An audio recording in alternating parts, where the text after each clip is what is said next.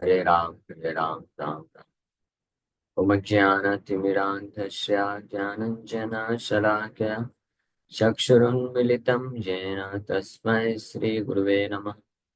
नमः विष्णुपादाय कृष्णप्रेष्ठाय भूतले श्रीमते भक्तिवेदान्त स्वामिन्यति नामिने। नमस्ते सारस्वते देवे गौरवाणी प्रचारिणे निर्विशेषा शून्यवादी पाश्चात्य देशतारिणे। नमो महावदन्याय कृष्णप्रेमप्रदायते कृष्णाय कृष्णचैतन्यनामने गौरतुसे नमः। जय श्री कृष्ण चैतन्य प्रभु नित्यानंद श्री अद्वैत गदाधर श्रीवासादि गौर भक्त वृंदा। हरे कृष्णा कृष्णा कृष्णा हरे हरे, हरे राम राम राम हरे हरे। हरे कृष्णा। तो आप सभी भक्तों का हार्दिक स्वागत है आज के गौर कथा में। हम लोग चर्चा कर रहे थे आदि खंड मध्य चैतन्य भागवत के आदि खंड से। आदि खंड में इसका पहला अध्याय चल रहा है।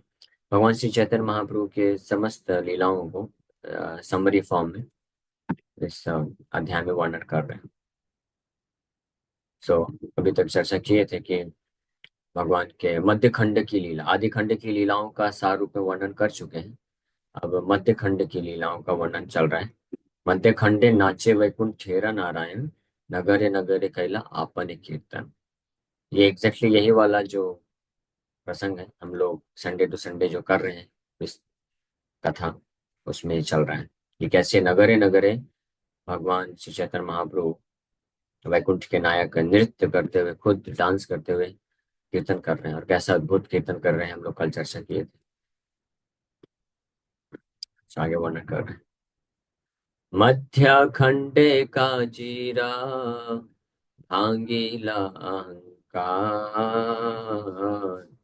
नीच शक्ति प्रकाशिया कीर्तन अपार।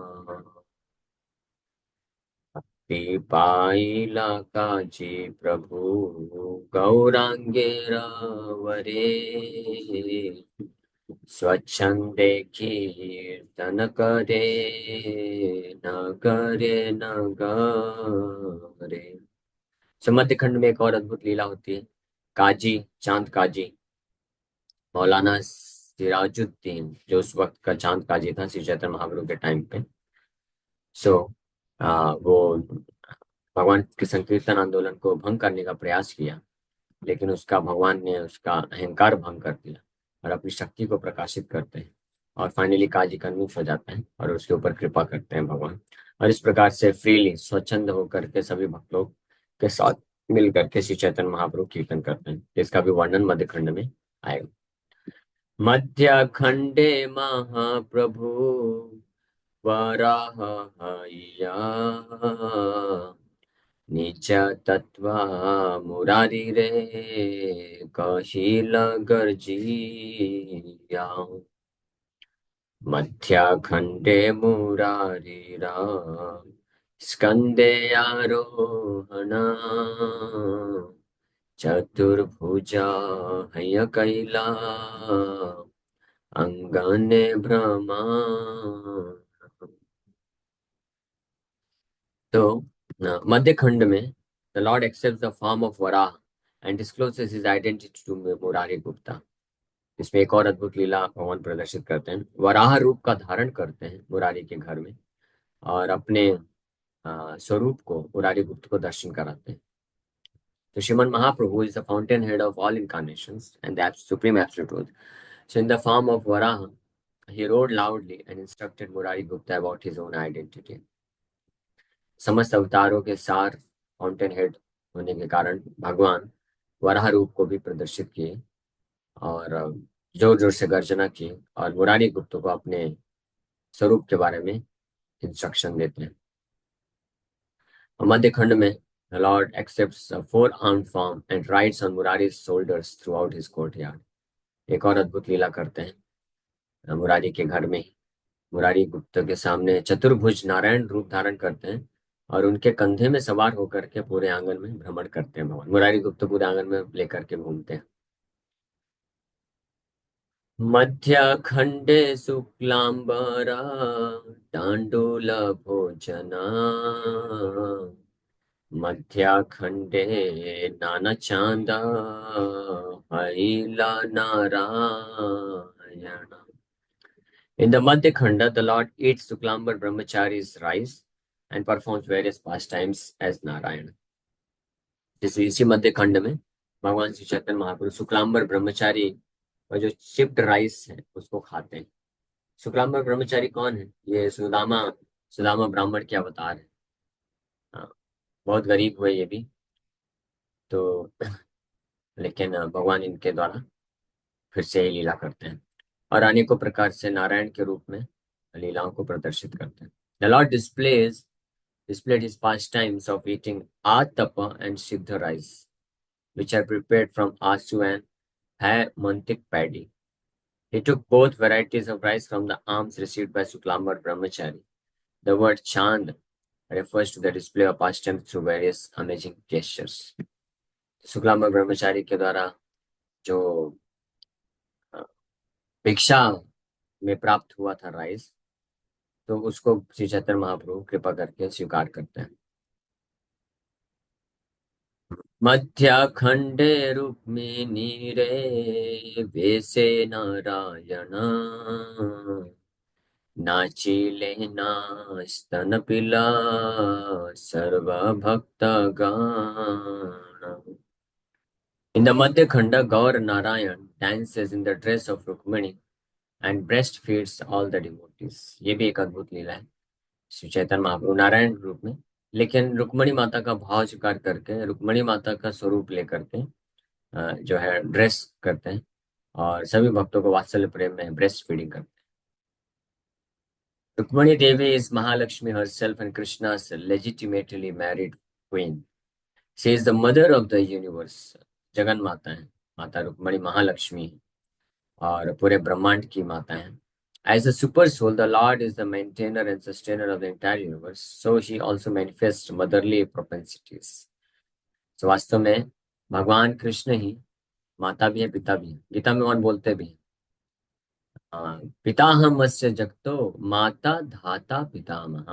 पिताहम अस्य जगतो, मैं पूरे जगत का पिता हूँ और साथ ही साथ में माता भी मैं ही हूँ. माता धाता मतलब मेंटेनर भी, पालन पोषण करने वाला भी मैं हूँ. मैं माता, आई एम ऑल्सो मदर.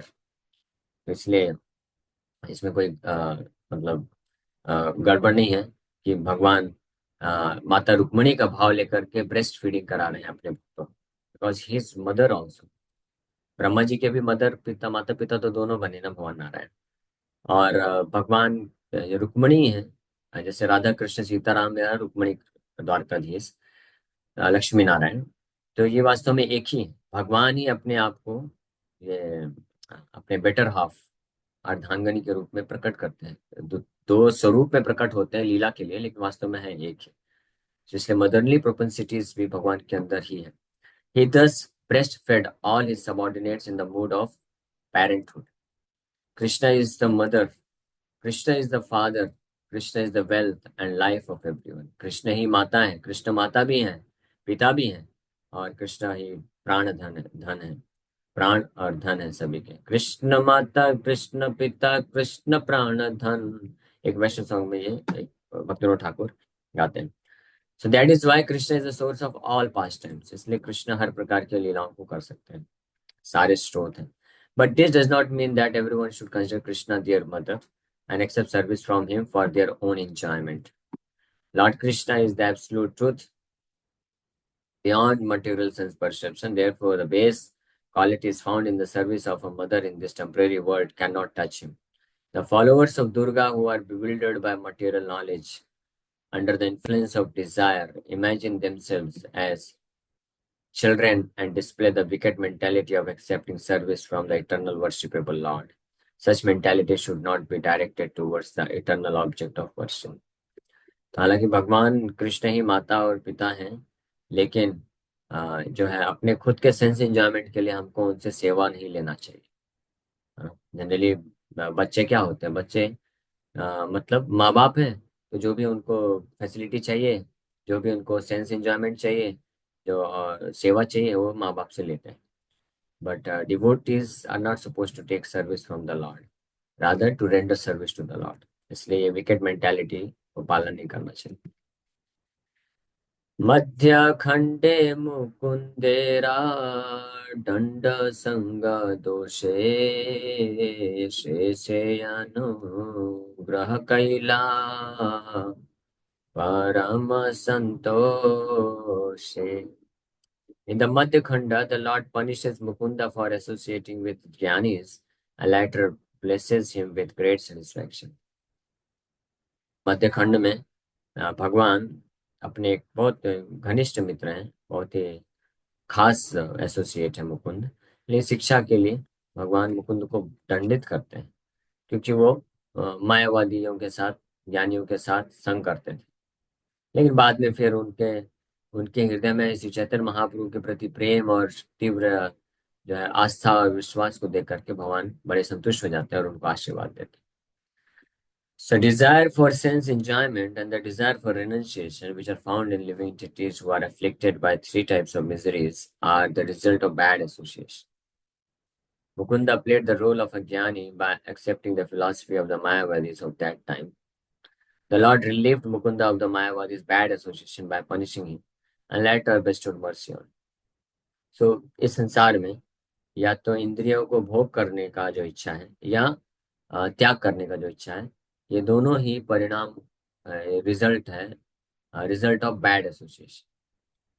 असत्संग, गलत संगति को करने के कारण व्यक्ति संसार में जो है पहले तो भोग की वांछा रखते हैं, और जब भोग करने से सुख नहीं मिलता है, कष्ट महसूस करते हैं बहुत ज्यादा, तो उसी बैड एसोसिएशन के कारण फिर रिनंसिएशन जनरेट, त्याग की भावना आती है. लेकिन ये दोनों ही चीज क्या है? माया है.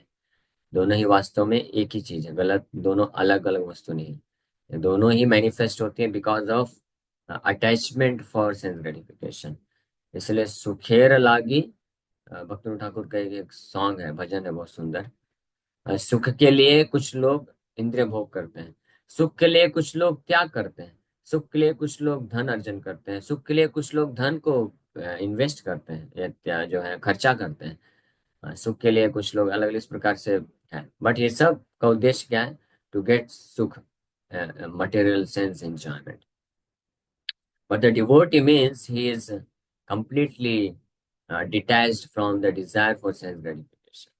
भक्त जो होता है वो विरक्त किससे होता है? भौतिक संसार के वस्तुओं से, व्यक्तियों से, स्थान परिस्थिति से विरक्त नहीं होता है.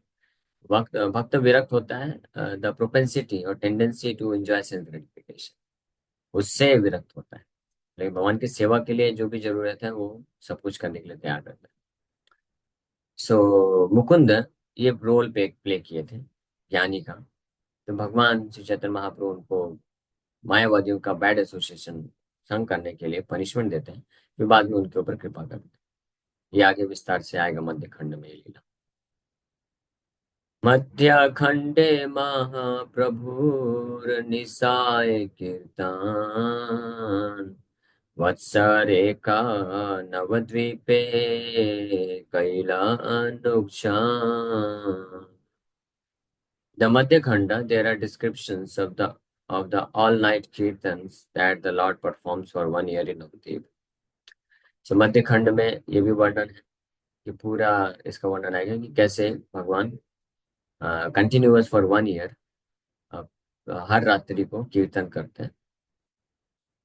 During the day, people were busy with various activities for the gratification of their senses, and at night they gratified their senses by sleeping. Shri Gaur Sundar benefited the residents of Mayapur and of the who were under the influence of the illusory energy of the Lord by performing congregational chanting of the holy name of the Lord every night for 1 year. In this way, he checked their activities of sense gratification. इस संसार में ज्यादातर लोग, more than 99% लोग जो है दिन में भी सेंस ग्रेटिफिकेशन के लिए कार्य करते हैं और रात में भी सेंस ग्रेटिफिकेशन. इसलिए भक्तों का जिम्मेदारी है कि इस प्रकार से ऑर्गेनाइज करें, इस प्रकार से ज्ञान दें ताकि लोग जो है सेंस ग्रेटिफिकेशन को छोड़ करके कृष्ण कॉन्शियस बन सके और नाम जप कर सके. इस उद्देश्य से श्री चैतन्य महाप्रभु रात्रि में भी संकीर्तन प्रारंभ किए. तो मध्य खंड में लीला ये भी प्रसंग चल रहा है, हम लोग जो डिस्कस कर रहे हैं संडे टू संडे इसमें यही चल रहा है. महाप्रभु से भक्तों को एकत्रित किए अब बड़े प्रेम से बोले कि why should we waste our time at night simply sleeping, sleeping is useless business. सो करके हम अपने समय को व्यर्थ क्यों गवाएं। सब आप लोग तैयार हो गए, yes will all chant, will all perform संकीर्तन। मध्याखण्डे नित्यानन्द अद्वैत कौतुका आज्ञाजने बुझजेना कलह स्वरूपा। So in the Madhya Khanda, Nityananda and Advaita exchange jokes which ignorant people consider as quarreling. मध्य खंड में एक और ये अद्भुत लीला होती है कि नित्यानंद प्रभु और अद्वैत आचार्य जो है आपसी प्रेम के कारण एक अद्भुत अलग दिव्य रस में उपस्थित हैं, तो जोक करते हैं, एक अलग ऐसी लीला करते हैं, लेकिन बाहरी रूप से ऐसा लड़ाई झगड़े जैसा लगता है। तो जो मूर्ख लोग होते हैं वो इस प्रकार से उसको लड़ाई झगड़ा समझ करके कुछ लोग नित्यानंद गुरु का पक्ष लेते हैं तो अद्वैताचार्य के अगेंस्ट चले जाते हैं, और कुछ लोग अद्वैताचार्य का पक्ष लेते हैं तो नित्यानंद गुरु के खिलाफ चले जाते हैं। तो दोनों ही परिस्थिति में ये लोग अपराध कर बैठते हैं। Shri Nityananda Prabhu and Shri Advaita Prabhu are both Vishnu and devotees of Gaura. The jokes they exchange in their conversations are misunderstood by less intelligent, unfortunate people who conclude that they have different opinions. So Nityananda Prabhu और अद्वैताचार्य दोनों कौन है? भगवान विष्णु है, विष्णु तत्व है। अब श्री चैतन्य महाप्रभु के परम भक्त हैं, इसलिए उनके बीच में जो जोक्स एक्सचेंज किए गए वो वास्तव में उनकी लीला है। लेकिन unfortunate and less intelligent people उसको गलत समझ करके सोचते हैं कि वो दोनों का डिफरेंट ओपिनियंस है। इसका विस्तार से वर्णन मध्य खंड में किया जाएगा। मध्याखण्डे जननीरालक्ष्ये भगवान् वैष्णवा अपराध करायला सावधान। In the Madhya Khanda, the Lord warns everyone about offending Vaishnavas using his mother as an example.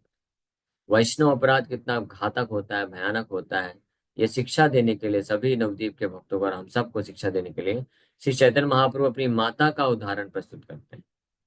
जब महाप्रकाश लीला चल रही थी तो भगवान सबके ऊपर कृपा कर रहे थे, सबको अपना दर्शन दिला रहे थे और कृष्ण प्रेम प्रदान कर रहे थे, लेकिन अपनी माता, खुद की माता, जगत जननी सच्ची माता यशोदा माता है जो, उनके ऊपर कृपा नहीं कर रहे हैं, उनको कृष्ण प्रेम नहीं दे रहे हैं।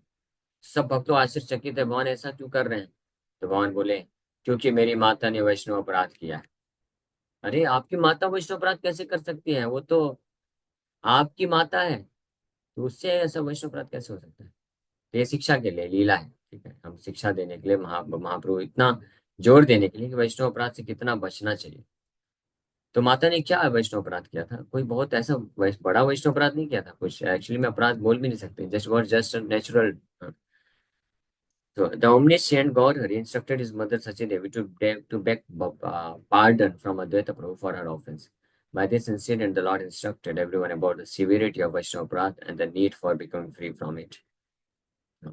So misunderstanding हो गई थी। माता है, पुत्र स्नेह तो होता ही है, और वो भी आध्यात्मिक स्तर का है सच्ची माता का स्नेह।